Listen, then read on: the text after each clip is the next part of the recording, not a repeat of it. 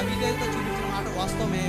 అదే యోనా గారు దేవునికి విధేయత చూపించి దేవుడు చెప్పిన మాటలు నినివే ప్రాంతానికి చెప్పడం వలన మరలా యోనా గారు దేవునికి దగ్గరయ్యారు.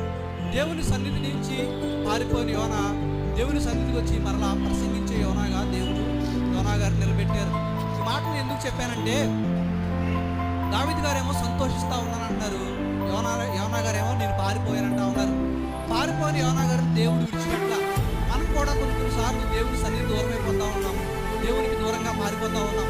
దేవుడు యోనా గారి జీవితంలో పెట్టిన ఏవైతే శ్రమలు ఉన్నాయో, ఉపద్రవాలు ఉన్నాయో, వాటి నుంచి మరలా యోనా గారు దేవుని దగ్గరికి వచ్చాడు. అయితే మరి మనం ఎందుకు రాలేకపోతా ఉన్నాం? మనం కూడా దేవునికి దగ్గర అవ్వాలి. దేవునికి దగ్గర అయితే దేవుడు యోనా గారి ద్వారా దేవుడు ఏ అద్భుతాలు చేయించుకున్నాడు, మన ద్వారా కూడా దేవుడు అద్భుతాలు చేయించుకోగలడు. కాబట్టి యోనా గారు వలె మనం అవిధేయతగా చాలాసార్లు జీవించాం. అయితే యోనా గారి వలె మరలా మనం విధేయత